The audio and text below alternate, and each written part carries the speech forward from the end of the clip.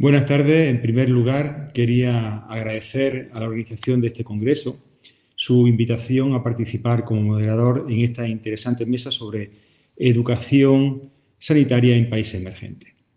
Estoy seguro del éxito de este congreso virtual, adaptándose a la situación actual que tenemos en nuestro país. Realmente la educación sanitaria es un tema muy de actualidad.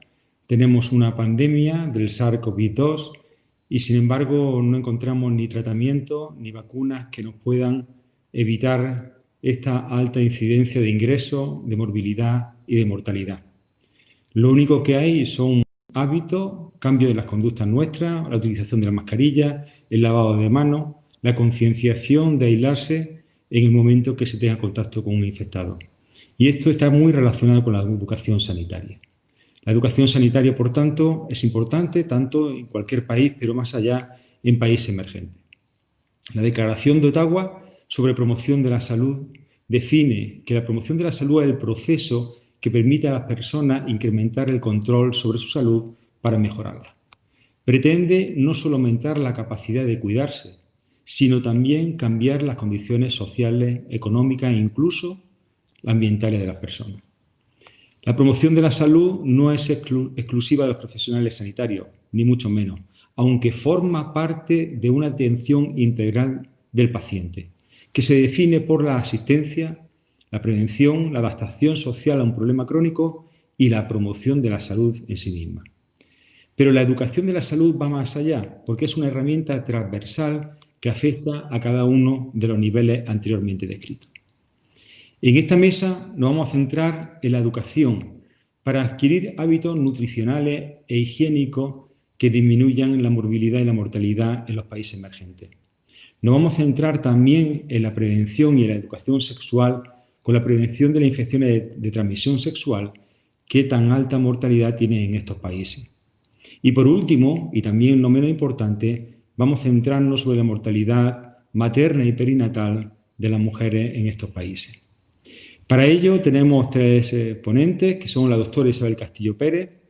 La doctora Isabel Castillo Pérez es directora de la Unidad de Gestión Clínica de Oncología del Hospital Universitario Clínico San Cecilio de Granada y que nos va a hablar sobre las principales medidas higiénico-dietéticas que debe conocer la población general. En segundo lugar, la doctora María Pedrosa Arias, médico de familia del Centro de Salud de la Zubia de Granada, que también va a hablar sobre la prevención de la enfermedad de transmisión sexual. Y por último, la doctora África Caño Aguilar, que es médico especialista en obstetricia y ginecología del Hospital Universitario Clínico San Cecilio de Granada, que además es presidenta de Médicos del Mundi Sur y nos hablará sobre las muertes maternas y neonatales si son evitables.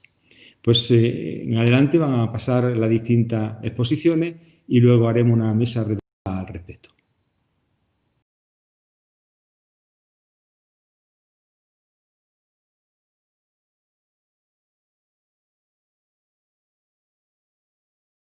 Hola a todos. En primer lugar, agradecer al Consejo Andaluz de Colegios de Médicos que haya organizado este primer Congreso de Cooperación Internacional. Agradecer a todos los asistentes su presencia, aunque sea virtual, y agradecer también a la doctora Sebastianes el empuje que le ha dado para la celebración de este Congreso, aunque sea de forma virtual.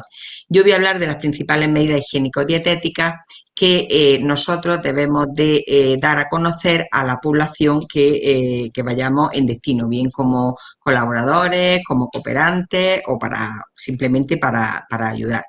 Lo primero que debemos de saber es debemos de tener una información global y general de la situación que tenemos. En el año 2016, el 10% de la población mundial vivía con menos de 1,9 dólares americanos al día. Este es justamente esa cantidad, el umbral de la pobreza.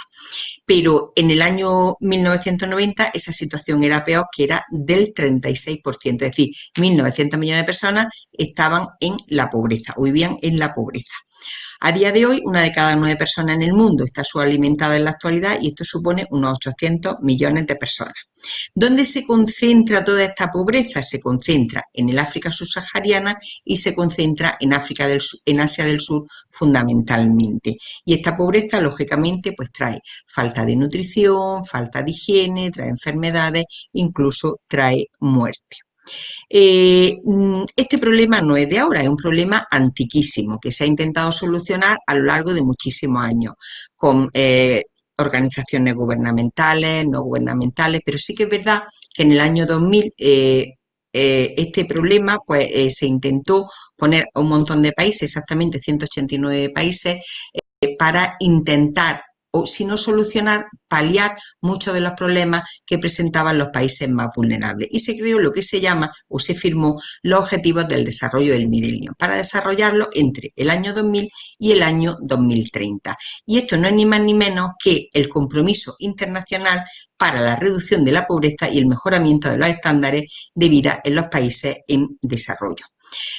Consiste en desarrollar y llevar a cabo 17 objetivos que se llaman de desarrollo sostenible y que van desde un objetivo tan simple como el fin de la pobreza, que es el primero de ellos. El segundo se llama hambre cero, que está muy relacionado con la charla de hoy. El tercero, salud y bienestar. El sexto, por ejemplo, también relacionado con la charla, es agua limpia y saneamiento. Así hasta 17.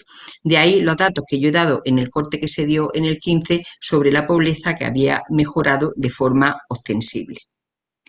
Pero en mitad de esta línea de mejora vino el coronavirus. El coronavirus ha supuesto la mayor crisis sanitaria, social y económica, yo creo, que ha vivido el mundo hasta ahora. Y lógicamente va a repercutir en los países más vulnerables.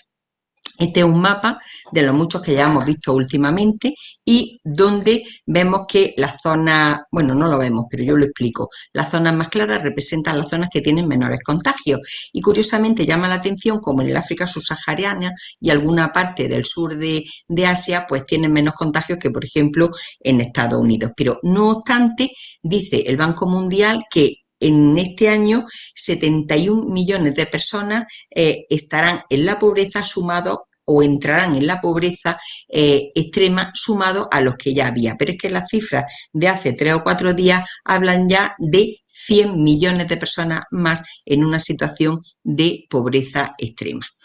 La pobreza, como he dicho, pues trae trastornos de la nutrición, trae trastornos de higiene, trae enfermedades y trae muerte. La desnutrición, ¿qué es la desnutrición? Pues hay muchas, digamos, definiciones científicas, pero la desnutrición no es otra cosa sino el hambre llevada a su extremo. Y entonces hay muchas personas en esta situación, pero sobre todo en grupos de personas más frágiles, más vulnerables, que son los niños. 50 millones de niños están en situación de desnutrición ahora mismo en el planeta. 8.500 niños y niñas mueren al día por una situación de desnutrición, o bien porque no tienen alimentos suficientes, o bien porque la dieta es inadecuada. ¿Esto se puede arreglar? Esto se puede arreglar y se puede hacer retroceder el hambre y la desnutrición. ¿Y esto cuánto costaría? Pues costaría el 3% del PIB mundial. ¿Qué se ha conseguido mejorar desde el año 2000? No solamente por los objetivos del milenio, sino por el trabajo de muchas organizaciones y muchos grupos de trabajo. Pues se ha conseguido mejorar la desnutrición aguda, se ha conseguido mejorar trastornos del crecimiento en los niños pequeños, se ha conseguido que el porcentaje de niños que acceden a tratamientos nutricionales sea mayor, que la distribución de alimentos terapéuticos listos para el uso también haya subido, pero todo esto cuesta un dinero. ¿Y cuánto cuesta? ¿Cuánto es ese porcentaje, ese PIB anual? Pues exactamente o aproximadamente supone 9.000 millones de euros anuales para terminar o para mitigar de forma importante la desnutrición. Una vez que sabemos ya todas estas cifras, digamos, globales y tenemos una información general, nosotros necesitamos información para ver el sitio donde vamos, qué podemos aportar. Y necesitaríamos hacer un análisis, digamos, local sobre el terreno. No es lo mismo ir a una situación, digamos, aguda, de una situación urgente, de una catástrofe, donde lo que prima con respecto a la dieta y a la nutrición, pues repartir kits de alimentos, repartir preparados alimenticios, en fin, otro tipo de nutrición diferente a lo que nosotros queremos hacer en una situación, digamos, crónica, entre comillas. En una situación crónica, entre comillas, lo que hay que hacer es ver en qué situación está esa población, qué grado de nutrición o de desnutrición tienen, qué recursos locales tienen y qué pacientes o qué personas necesitan, pues a lo mejor ser derivados a un hospital o necesitan un tratamiento nutricional especial, porque con una dieta, por muy equilibrada que esté, simple, no se puede arreglar su problema. El problema de la nutrición preocupa mucho y preocupa mucho a los expertos de la ONU y de otras muchas organizaciones. Preocupa sobre todo el mantener, digamos, un soporte y una fluencia de alimentos de los que no disponen localmente en muchas poblaciones vulnerables en esta situación de pandemia. Por eso se está primando mucho el aprovechamiento, digamos, de los recursos locales. ¿Cómo sabemos nosotros, cómo podemos hacer el análisis, digamos, local de una situación de nutrición o de desnutrición? Pues hay herramientas muy básicas, como son las encuestas antropométricas. Con el peso, la estatura, la presencia o no de edema y el perímetro braquial, podemos, de las personas y de los niños, por supuesto, podemos sacar información que nos permite saber si esa zona o ese pueblo o esa área geográfica está mejor o peor nutrida y en consecuencia podemos actuar de forma más específica y más concreta. ¿Qué recomendaciones en nutrición debemos de dar? Pues digamos, las que se dan siempre, las de la pirámide nutricional. La pirámide nutricional es algo que es válido internacionalmente, para entendernos. El problema es que si aquí puede costar trabajo en determinadas zonas, digamos, llevarla a cabo o cumplirla, pues en poblaciones o en áreas geográficas mucho más vulnerables, que es de lo que estamos hablando, pues probablemente el primer y el segundo escalón pues cueste bastante trabajo. Pero esta sigue siendo la recomendación principal, la pirámide nutricional. Se debe de prescindir de, en la medida de lo posible, de los alimentos procesados, que curiosamente en estas zonas también tienen especial tendencia a consumir siempre y cuando se presenta la oportunidad. Esta no es una foto de África, que podía serlo, de algún supermercado, pero es una foto cuando se declaró el estado de alarma en un supermercado de nuestro país, ¿no? Que pensamos todos que, bueno, que prácticamente que se iba a acabar el mundo.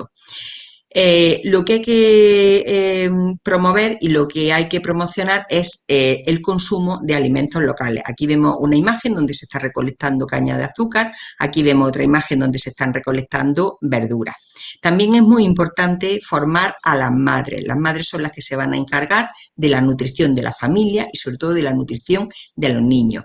Hay que enseñarles cómo preparar una dieta equilibrada, hay que enseñarles cómo aprovechar los recursos locales, cómo combinar los alimentos para obtener un mayor rendimiento, cuál es la recomendación en calorías según la edad. Son una serie de información la que se debe de transmitir básica, pero de la cual se puede sacar mucho partido. A las madres también hay que decirle o indicarle que la lactancia materna se debe mantener por lo menos los 6 primeros meses y sobre todo se le debe de dar pautas básicas para asegurar la higiene en la alimentación y prevenir enfermedades diarreicas. Aquí tenemos recolectas de productos locales, de una cosecha de frutas.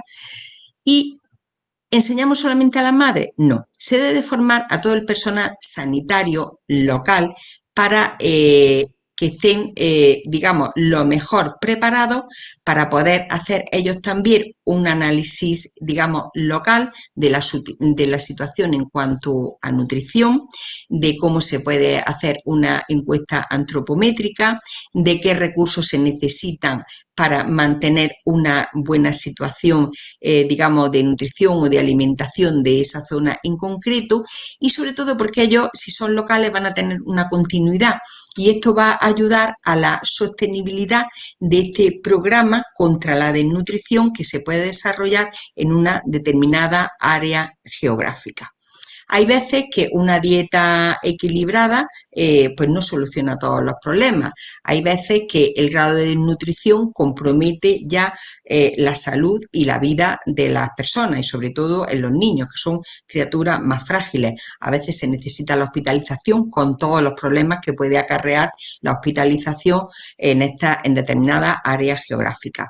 En los últimos años han salido una especie de preparados alimenticios, se llaman productos terapéuticos listos para el consumo, ricos en muchos micronutrientes y hay una gran variedad de ellos y que en parte pueden solucionar problemas importantes de desnutrición que antes necesitaban hospitalización. Bueno, una vez que ya hemos hablado de la nutrición, lo siguiente es hablar de la higiene. No concebimos hoy en día la higiene sin agua limpia, sin un agua potable. Sin embargo, según la Organización Mundial de la Salud, 844 millones de personas en el mundo carecen de acceso a un agua segura y 2.300 millones de personas no tienen acceso a instalaciones sanitarias básicas. Esto es un problema de salud pública importante. ¿Esto qué significa? Pues que el agua no potable puede causar 500.000 de muertes por diarreas cada año y que cada 90 segundos un niño muere por enfermedades relacionadas con la falta de agua potable. Este es un problema que preocupa mucho a los expertos de las Naciones Unidas, sobre todo porque en esta situación de pandemia que vivimos, el tener agua potable es fundamental para mantener una buena higiene y para luchar contra el coronavirus. Desgraciadamente hacen falta otras muchas más cosas, como cuando vemos una foto como esta, ¿no? Hacen falta, aparte de la higiene, pues zapatos, ropa, en fin, un montón de cosas. ¿Qué podemos hacer nosotros para ayudar o para colaborar en que una determinada población tenga agua potable? Pues si en una situación de emergencia, lo más rápido suelen ser los camiones cisternas, el buscar bombas de agua para sacar agua de pozos que no estén contaminados y lo más rápido de todo, distribuir kits de higiene que suelen contener pues determinadas envases con agua potable, aparte de construir letrinas y estaciones de lavado de manos. Pero en una situación, como comenté al principio, crónica, entre comillas, pues tenemos que enseñarle, por un lado, prácticas saludables, como por ejemplo el lavado de manos, que ya hemos visto y todos estamos concienciados de que es fundamental. Y por otro lado, pues ayudarle a rehabilitar o a construir pues duchas, váter, lavaderos, pilas, en fin, un montón de estructuras que sirven o que ayudan a mantener una buena higiene o a mejorar la higiene. Pero si la población vulnerable no está sensibilizada sobre el uso y mantenimiento y no conoce las prácticas higiénicas necesarias, esto no sirve absolutamente para nada. Entonces, y además hay que adaptar todo esto que hagamos a la cultura de la zona geográfica donde vayamos. No se va a hacer lo mismo o no se va a explicar lo mismo, básicamente, por ejemplo, en una zona de África que en una zona de Asia. ¿Qué se puede hacer y en qué podemos ayudar por un programa de saneamiento? Pues se puede hacer una promoción de recogida de excrementos, se puede, como he comentado anteriormente, contribuir o rehabilitar alcantarillados, letrinas, recoger aguas residuales y sobre todo también una gestión de los residuos sólidos. La eliminación sanitaria de la basura y otros desechos es la forma más importante de controlar las enfermedades que se transmiten por vectores que todos conocemos, como pueden ser moscos, mosquitos, pulgas y piojos. Yo, haciendo búsqueda de datos para esta presentación, me encontré con que existe el Día Mundial del Retrete, que se celebra el día 19 de noviembre, o sea, ya mismo, debido precisamente a la falta de conciencia que hay para hacer pues las necesidades básicas en una letrina o en un retrete y sobre todo porque esto constituye un importante problema de salud pública. Según las organizaciones internacionales, más de la mitad de la población mundial, es decir, unos 4.200 millones de personas, no disponen de retrete en sus viviendas o tienen sistemas sanitarios deficientes. Es decir, unos 673 millones de personas defecan al aire libre.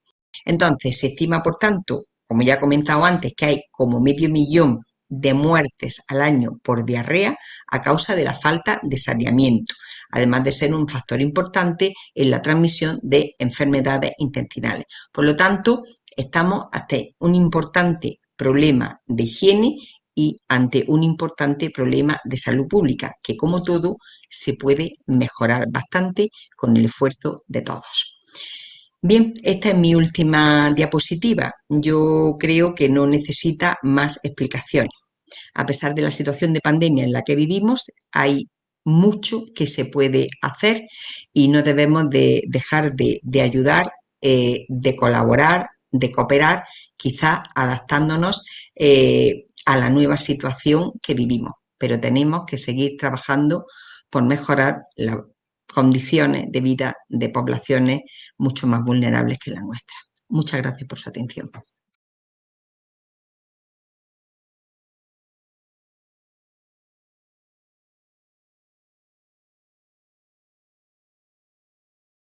Buenas tardes. En principio, agradecimiento al Consejo Andaluz por la invitación a este Congreso de Cooperación Internacional y gracias a los asistentes virtuales en esta situación tan atípica que estamos viviendo. Mi tema es prevención y control de las enfermedades las infecciones de transmisión sexual, un tema amplio y bonito. Intentaré explicar unos puntos básicos. La infección de transmisión sexual agrupa un conjunto de patologías infecciosas que producen diversos cuadros clínicos, entre los que las vías de transmisión, normalmente la sexual, revisten un especial interés epidemiológico, aunque también puede transmitirse por otros mecanismos.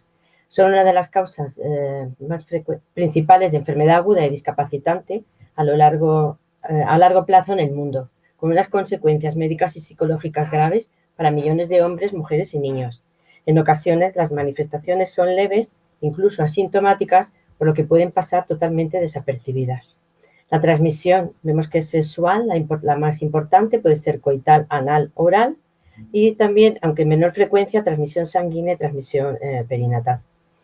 La mayoría de las infecciones de transmisión sexual se transmiten de persona a otra durante las relaciones sexuales sin protección, ya sean vaginales, anales u orales, y además si se comparte también juguetes sexuales. La infección además se puede dar por el contacto de piel con piel en caso de que hubiera ulceraciones. Afecta tanto a hombres como a mujeres de todos los estratos socioeconómicos y razas. Son más comunes en los adolescentes y en adultos jóvenes. Y se ha visto que la incidencia está en aumento, quizás por la edad en tener relaciones sexuales, que cada vez es más temprana, se vive en pareja más tardíamente y las personas sexualmente activas tienen una probabilidad de tener muchas parejas.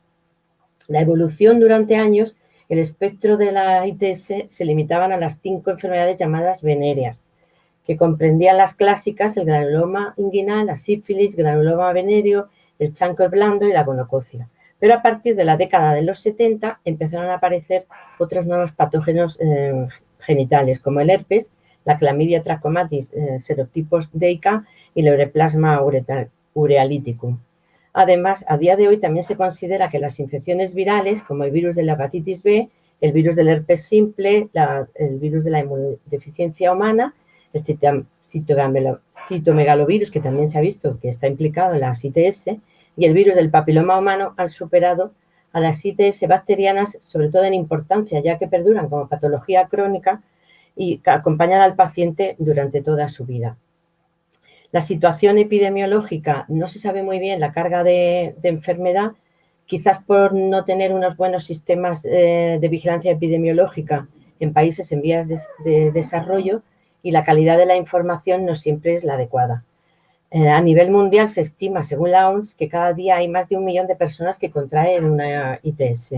Unos 350 millones de casos nuevos, de las más comunes como clamidia, gonorrea, sífilis o tricomona, se dan anualmente, entre una edad comprendida entre los 15 y 49 años, aunque la incidencia suele ser mayor en zonas urbanas, solteras y jóvenes, quizás por el escaso uso del preservativo y por el cambio constante de parejas. Un dato importante es que más de 500 millones de personas son portadoras del virus del herpes genital 2 y más de 300 millones hay de mujeres afectadas por el HPV. En Europa, según la ECDC, se produjeron 403.000 de clamidia, 75.000 de conococia y 29.000 de sífilis, siendo la clamidia la más declarada a nivel europeo, aunque no todos tienen vigilancia epidemiológica. Aquí hay un mapa de una estimación de casos nuevos que dio la Organización Mundial de la Salud en el año 2000. El incremento en España también se ha visto, como por ejemplo enfermedades como sífilis, gonorrea y la clamidia. Es un tema de importante salud pública, sobre todo por las complicaciones y las secuelas que pueden producir. Además, el no tener un diagnóstico precoz hace que no se tenga un tratamiento adecuado, y las posibles causas que nos podemos encontrar es la disminución de la preocupación por el riesgo. Se ha visto que hay un incremento en unas prácticas de fiestas llamadas chemsex, que es combinación de uso de drogas para mantener relaciones sexuales con desconocidos. En este caso, descuidas la protección y puedes experimentar infecciones de ITS. También otra causa son los movimientos migratorios y de viajeros. Por eso es importante un control vacunal de toda la persona que entra en nuestro país. La incidencia, como se ve, ha ido aumentando. Primero hubo una disminución cuando la aparición del SIDA y hubo una serie de cambios a nivel de actitudes sexuales, pero a partir del año 2009 esto ha empezado a ir subiendo. Aquí tienen unas gráficas de cómo ha habido un descenso, y a partir del 2015 al 2017, según el Centro Nacional de Epidemiología, esta frecuencia va en aumento. ¿Y qué debemos de tener en cuenta cuando los datos claves en el manejo de los pacientes que consultan por una ITS? Pues todo paciente que se detecte una ITS hay que pensar que es portador de otra, y por tanto hay que realizar un cribado serológico. Hay que hacer una buena historia sexual, aprovechando la confianza entre médico y paciente, apuntando la última relación, el tipo de relación, si es con hombre, con mujeres o con ambos, el número de parejas, si es consumidor de drogas. No solo se tiene que centrar en el diagnóstico y en el tratamiento, sino hay que hacer un estudio de contactos, y nuestro papel es básico como educadores para evitar futuros contactos de riesgo. ¿Y cómo podemos abordar la prevención? Pues la prevención y el control de las ITS se basan fundamentalmente en 5 pilares: la educación sanitaria y promoción del sexo seguro, detección de infecciones sintomáticas y asintomáticas, la investigación de los contactos sexuales de todos los pacientes que sean caso índice, la inmunización frente a ITS para las que se dispone de vacuna y una buena vigilancia epidemiológica. Todo esto nos lleva a cambios o modificaciones de conducta, que es lo que pretendemos. Hay todas las intervenciones que aconsejan siempre una serie de recomendaciones. Se aconseja el consejo de alta intensidad a grupos de riesgo como hombres que tienen sexo con hombres, usuarios de drogas por vía parenteral, antecedentes previos de una ITS, internos en instituciones penitenciarias, el consumo de alcohol y drogas o ambos, el uso inconsistente del preservativo en los inmigrantes de países que vengan de alta prevalencia. Las recomendaciones es siempre una buena educación sanitaria. En todas las consultas, sean de atención primaria, de los centros de ITS, en consultas de planificación, en consultas externas del hospital, siempre se debe promocionar el consejo y la educación, que deben de ser individualizadas, teniendo empatía y sin juzgar previamente. Y hay que mantener una actitud de apoyo. En todos los adolescentes que se inician o que no han iniciado las relaciones sexuales, hay que proporcionar y promocionar educación y los servicios de contracepción. Hay que hablar con ellos y siempre planificar una protección desde la primera relación. Informar sobre los recursos de anticoncepción que existen en general y de emergencia. Cuando los adolescentes ya se han iniciado en prácticas sexuales, hay que aconsejarles sobre los grupos de riesgo a los que están expuestos y aconsejar abstención, un poco difícil en estos momentos, que procuren tener parejas monógamas y que no tengan relaciones con aquellos que ellos consideren que son de riesgo, y sobre todo el uso del preservativo. Hay que, sobre todo, planificar nuestra atención a estos adolescentes, y en las comunidades autónomas, en la andaluza es la que yo conozco y creo que en las demás comunidades, está la llamada Forma Joven, que van a los institutos y está compuesto por un equipo multidisciplinar que no solamente hay médicos, sino trabajadoras sociales, educadores, enfermería, y se mantiene un espacio para que todos los adolescentes hagan sus preguntas, sus cuestiones, exploramos creencias, expectativas y implicarlos también en los talleres de sexo seguro que se realizan para el uso del preservativo, como se pone, tanto el femenino como el masculino. Estas son unas recomendaciones, unas medidas generales para prevenir las ITS, que con tiempo están muy bien porque nos dan una buena opción de recomendaciones, pues mantener una conducta sexual sana, utilizar métodos como el preservativo, usar adecuadamente los servicios sanitarios, cumplir todas las indicaciones médicas y todas las recomendaciones que se puede dar en el breve espacio de tiempo que a veces tenemos para abordar estos temas. Hay que aprovechar también en los adolescentes el manejo de las redes sociales, que es muy importante, porque ellos ahora son consumidores de todo este tipo de plataformas o blogs. Entonces hay que aprovechar eso para dar consejos y hacer una buena educación sanitaria. En esta sobre el cribado, bueno, es que se ve un poquito mal, pero bueno, este cribado de las infecciones de transmisión sexual en función de las características y de cada grupo de riesgo. Esto estaría muy bien si todos los países tuvieran una accesibilidad sanitaria, a lo mejor como la nuestra, y se podría llevar a cabo. Es muy amplio y no siempre se cumple todo este tipo de recomendación de cribado. Pero, por ejemplo, nosotros sí hacemos el tema de las embarazadas, el de las instituciones penitenciarias, pero sería importante pues hacer un cribado tanto de sintomáticos como de asintomáticos. Al nivel de las notificaciones de contacto es muy notificar los contactos es muy importante porque da beneficios clínicos y de salud pública para evitar que se reinfecte el caso índice y además que las parejas sexuales del paciente estén identificadas e informadas y se puede hacer un diagnóstico y un tratamiento sobre todo a los asintomáticos y de esa manera romper la cadena de transmisión a la población. El tipo de notificaciones es el patient referral, que es cuando la notificación la realiza el caso índice, el provider referral, cuando la notificación se realiza por parte de un profesional sanitario, y el contract referral, que este es el que más se usa, que el paciente se hace cargo de la notificación, pero si pasado un tiempo no lo ha hecho, esta pasa a manos de profesionales.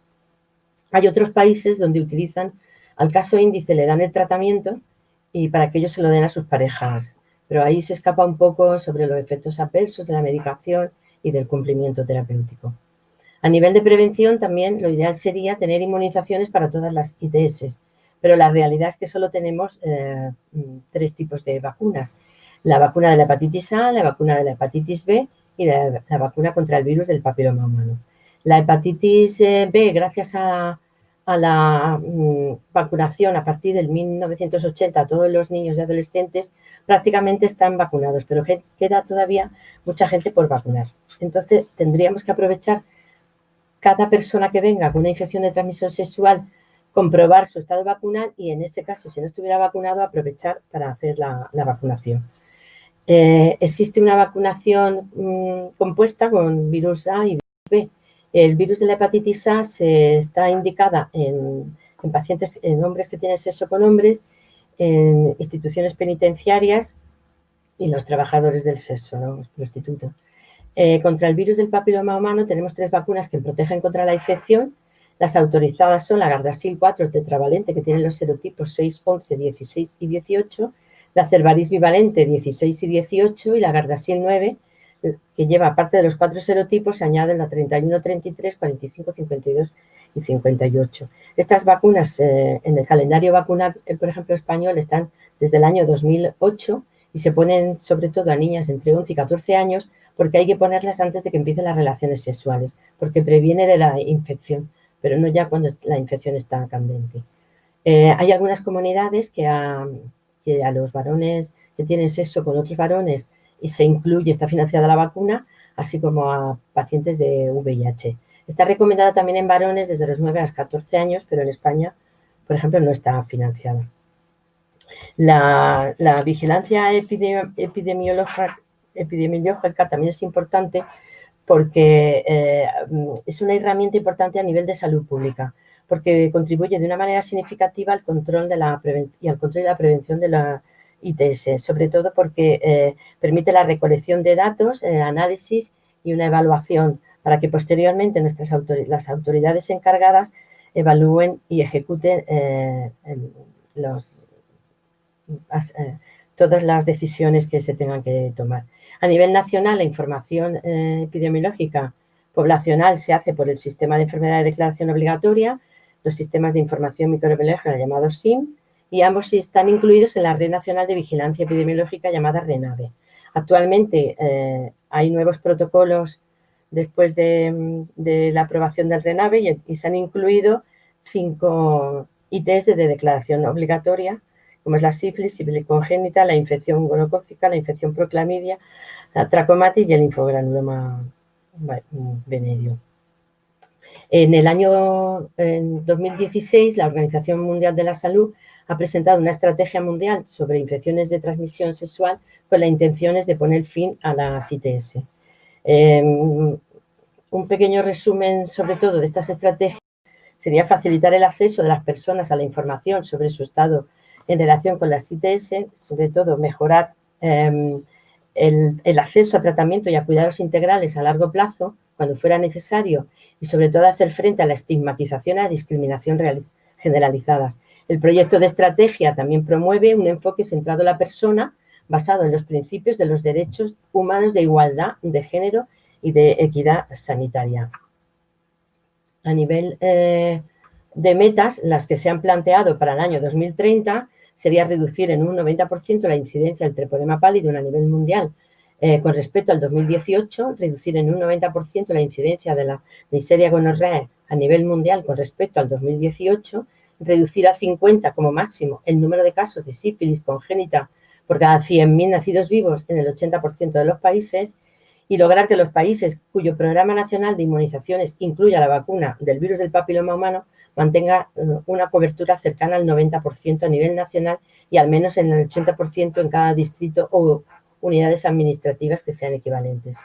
Por todo esto, hago unas reflexiones finales sobre no debemos de olvidarnos no podemos bajar la guardia, hay que hacer un manejo efectivo de todas las ITS, que es la que constituye la base del control, ya que previene el desarrollo de complicaciones y secuelas, además reduce la diseminación de las infecciones en la comunidad y brinda una oportunidad única para educar a la población sobre la prevención del VIH. Es preciso un abordaje integral ante la sospecha de una ITS, sobre todo en el manejo de los aspectos como el diagnóstico, el tratamiento, la evaluación de contactos sexuales, la educación y la notificación del caso.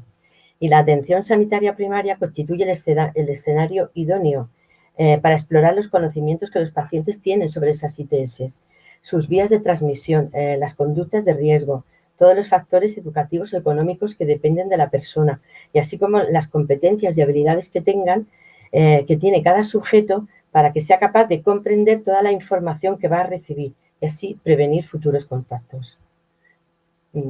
Muchas gracias por su atención.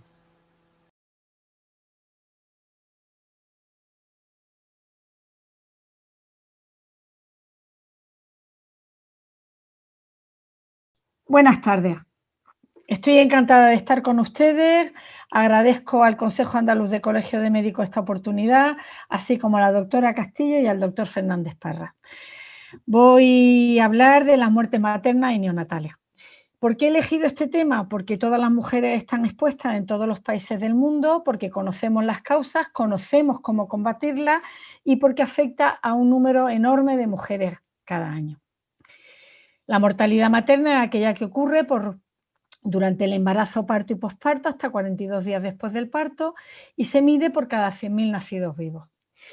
El objetivo número 3 del desarrollo sostenible habla de que, a pesar de que la mortalidad materna se ha reducido hasta el 2015, la meta sería conseguir que al menos que llegáramos al 70 por 100.000 nacidos vivos en el año 2030. y deja definido que la atención especializada antes, durante y después puede salvar la vida de la embarazada y de sus recién nacidos. Cada día mueren casi 830 mujeres por causa del embarazo y el parto. El 99% va a ocurrir en aquellos países que son los que reciben la cooperación, y la mortalidad materna es variable en los mismos países según sea en zonas rurales o en zonas urbanas, o en mujeres más pobres o más ricas. En comparación con otras mujeres, hay que reseñar que las mujeres jóvenes tienen un mayor riesgo de complicaciones y de muerte por el embarazo y el parto. 1/3 de las muertes maternas van a ocurrir en 2 países del mundo, Nigeria y la India, y el riesgo de morir, que quizás nos haga más una idea de qué es la mortalidad materna. En Europa, por ejemplo, moriríamos 1 de cada 3.300 mujeres durante el proceso de embarazo y parto, mientras que en África 1 de cada 40 mujeres pueden morir por esta causa. Las causas de muerte materna definidas por la OMS o cuantificadas, pues serían, en cuanto a las causas clínicas, un 27% de hemorragias graves, de hipertensión y de infecciones, generalmente alrededor del parto son estas causas, las complicaciones del aborto, que luego hablaremos de ellas, y la de la atención directa al parto, como es el parto obstruido, la incapacidad de hacer cesárea a las mujeres y otras causas. El 28% siguen siendo enfermedades prevalentes en las poblaciones, como el paludismo, el VIH y la obesidad. La mayoría de las muertes maternas son evitables, porque conocemos las soluciones desde hace muchos años, y lo que tenemos que planificar o facilitar es que todas las mujeres tuvieran un acceso a la atención prenatal durante el embarazo y a la atención especializada durante el parto, perdón. La OMS es capaz de reunir todos aquellos recursos que habría que poner en marcha para una buena atención al parto, pero los divide casi en 2 aspectos fundamentales: que existan los recursos físicos esenciales para su atención y que haya personal competente y motivado para poder asistir a las mujeres adecuadamente. Recordamos que uno de los factores más importantes, y que en África es muy necesario no solamente recordarlo, sino implantarlo y dedicar recursos de formación y recursos económicos a ello, es la limpieza de las manos, ya definida por Semmelweis en el año 19. Fármacos y intervenciones clínicas que salven vidas, pues la profilaxis, por ejemplo, para la hemorragia posparto, definida perfectamente, conocida por todos los obstetras y las matronas, y que precisa de un medicamento como es la oxitocina o el misoprostol, que están considerados medicamentos esenciales y son baratos, y en muchas partes del continente están accesibles. En cuanto a recursos, está claro que es obligación de los países desarrollados o países con altos recursos de mejorar tanto las maternidades como tanto los edificios, como los recursos básicos para asistir a un parto adecuadamente. Los medicamentos esenciales, la OMS los tiene perfectamente reconocidos y deben estar accesibles, o debemos ayudar a que lo estén. En cuanto al personal cualificado, que quizás es el punto más difícil de centrar o de adaptar a estos países, porque hay muy poco personal sanitario y su formación pues, es muy deficitaria en muchas ocasiones. En este mapa deberíamos ver cómo desde el año 2000 a 2018, pues, por ejemplo, en Europa, pues casi el 100% de las mujeres están asistidas en su parto. Ha habido mejoras en algunas partes, por ejemplo, en el norte de África. Ha habido, en cambio, tanto en el oeste como el centro de África, como el sur de África y el este, pues hay países donde la mejora no llega o llega escasamente a un poco más de la mitad de las mujeres. Es decir, que la mitad de las mujeres no son atendidas por personal cualificado. Pero además, dentro de los países, esta desigualdad es enorme y marca la diferencia entre morir durante el embarazo o el parto o sobrevivir a él. Por ejemplo, en Burkina Faso, en las zonas más pobres o las mujeres más pobres, solamente acceden un tercio de ellas a un parto asistido por personal cualificado. En Níger solamente un 5%, y en las zonas o las mujeres más ricas, pues casi el 90% estarían asistidas y solo la mitad en Níger. En cuanto a la instrucción, pues ocurre igual. Las mujeres no instruidas acceden con mucha más dificultad a una atención especializada. Por lo tanto, si nos quedamos solo en los parámetros globales, veríamos que Burkina Faso pondría en su media que el 80% de las mujeres estarían asistidas, lo cual haría que no diferenciáramos o no discrimináramos bien la atención que deberíamos de prestar a unas zonas del país o a otras.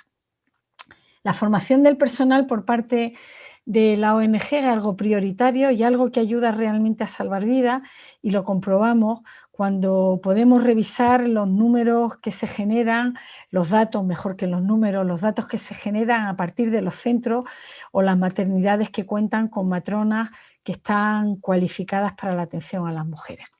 En cuanto al aborto, pues un cuarto de los abortos ocurren en niñas de 15 a 19 años, lo que es una gran tragedia, y la mayoría de ellos ocurren en condiciones de riesgo, es decir, con graves complicaciones para su vida.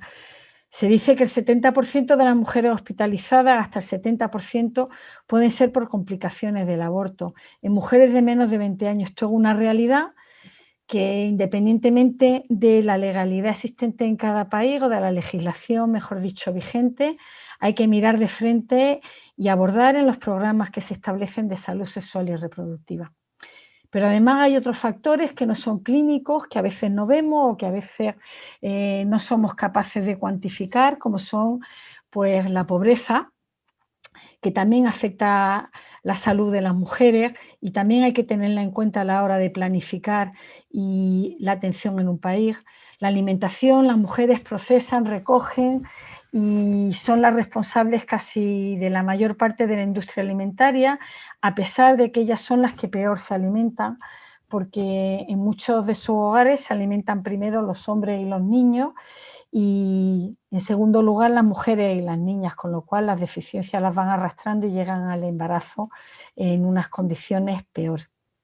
Además, las mujeres están siempre africanas, son multitareas. Este gráfico se utiliza para la sensibilización, para que se vea, para que vean los hombres y las mujeres hasta qué punto desarrollan multitud de tareas. Son las últimas que se acuestan y las primeras que se levantan. Además, en estos países el parto en mujeres adolescentes es una lacra enorme. De hecho, en muchos de ellos, pues hasta 230 adolescentes por 1000 nacimientos vivos, pues tienen hijos, lo cual pues las penaliza en su salud reproductiva de una manera brutal. Pero también hay prácticas perjudiciales que se producen en algunos lugares del país, en algunas etnias, no en todas, y no en todos los países de una manera uniforme, y hay que tenerlo en cuenta a la hora de preparar las formaciones o de preparar las necesidades o de establecer programas de salud reproductiva, como son la mutilación genital femenina. También se puede actuar con programas específicos para ello. También el analfabetismo, las mujeres analfabetas, como hemos visto, tienen menos acceso a los recursos, y está claro que cuanta más pobreza, más analfabetismo y más posibilidades de morir durante el embarazo, parto y puerperio. El conocimiento de todas estas condiciones es necesario para de verdad poder llegar a la población y poder hacer una cooperación adecuada, sostenible y eficaz. El registro de las muertes es fundamental. Lo que no se registra no existe. Las mujeres que mueren y no se cuentan es como si no existieran. Y es algo que tenemos que, igual que los niños que nacen muertos o mueren al nacimiento. Por lo tanto, en este cuadro pues están, digamos, resumidos todo lo que se necesita para salvar más vidas.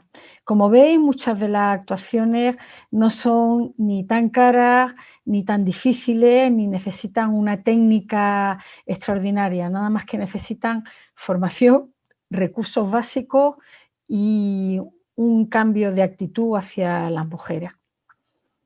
En cuanto a los neonatos, Me gustaría decir que la salud de las madres está directamente relacionada con la de los niños. Ya veis las cifras del año 2015, 2,6 millones de niños nacieron muertos en el mundo y 2,7 millones de recién nacidos murieron en la etapa neonatal. Y el factor fundamental para disminuir sería la atención cualificada, otra vez lo mismo, a las madres y a los neonatos. Por lo tanto, garantizar en el objetivo 3 también está contemplada la salud de los neonatos y también define la muerte evitable en este grupo etario. La distribución de la mortalidad neonatal pues es muy similar a la distribución de la mortalidad materna. Ya ves como Europa está muy adelgazada, América del Norte y Canadá, y como el resto de los países pues está engordado en su mortalidad según los indicadores que tenga. India, China y unos cuantos países africanos pues coleccionan la mitad de la mortalidad neonatal en el mundo. Pero además esta mortalidad neonatal no ha mejorado en estos años, al contrario, ha empeorado. Como veis aquí, desde el año 2000 al 2019, pues ha aumentado el número de nacidos muertos en el África subsahariana, lo cual pues nos hace pensar que las estrategias que estamos utilizando no son del todo eficaces. Y las intervenciones que hay que hacer para mejorar estos datos son bastante también sencillas. El pinzamiento tardío mejora mucho la anemia y la capacidad de sobrevida de estos bebés que vienen ya de madres que arrastran una anemia, etcétera. Los cuidados y la atención al recién nacido también son fundamentales y están perfectamente definidos en documentos de la OMS que son bastante accesibles y que todos los que hacemos cooperación y vamos a hacer programas bien de cuidados directos, bien atendiendo en hospitales o en centros de salud como clínicos, bien como en proyectos de formación, deberíamos conocer perfectamente cómo son el contacto piel con piel, la lactancia o la vitamina K. La reanimación neonatal se tiene que adaptar su formación y los talleres que se hagan y la simulación, que es fundamental en la formación del personal que atiende a madres y a bebés, hay que hacerlo adecuado a los recursos que tienen. No tiene sentido explicar o hacer formación sobre intubación al neonato cuando en la mayoría de los centros de salud de los países en los que trabajamos y con más necesidades, con más mortalidad neonatal, no tienen ni incubadoras, ni tienen respiradores, por lo tanto enseñar a intubar no tiene sentido, pero enseñar lo que se hace en el primer minuto es fundamental y enseñar que no se enfríen, cómo se utiliza un ambú o cómo se estratifica el primer minuto, que es de oro para la sobrevida de los bebés, es muy eficaz. El contacto piel con piel no cuesta dinero y no está tan implantado como quisiéramos en muchos países africanos. Los bebés se dejan fríos encima muchas veces de una mesa para hacer ciertos cuidados como es la succión, que no tiene ningún sentido, o los dejan mientras es la expulsión de la placenta. Hoy en día sabemos que el contacto piel con piel es fundamental para la sobrevida de los bebés y de sus madres. Asimismo, la lactancia materna, contra lo que pudiera parecer, no está el apoyo y la lactancia materna precoz no está tan instaurada como quisiéramos en todo, por ejemplo, en Burkina, que es un país donde trabajamos en las maternidades que tienen menos personal o menos personal cualificado. No se le presta atención y perder una lactancia muchas veces significa perder la vida del recién nacido, porque tampoco hay, económicamente no pueden sostener una lactancia artificial. Por lo tanto, hay muchas intervenciones que salvan vidas, que no cuestan dinero, con una formación relativamente sencilla. Lo que precisa más quizás es un cambio de actitud, es una formación específica y dirigida a las necesidades también de las matronas y de las escuelas de matronas donde podemos acceder con cierta facilidad. Y antes de planificar también hay que conocer el país profundamente en cuanto a su mortalidad materna y neonatal, porque muchas veces nos quedamos solamente en las cifras de mortalidad materna, y la mortalidad materna y neonatal, como habéis visto, tiene muchas capas y hay que conocer todos los indicadores específicos y todos los indicadores que acompañan a la salud sexual y reproductiva de las mujeres para realmente poder ser eficaces cuando actuamos en los países con los proyectos que queremos llevar a cabo. Y muchas gracias, ya pues estoy abierta a cualquier pregunta que me queráis dirigir. Muchas gracias.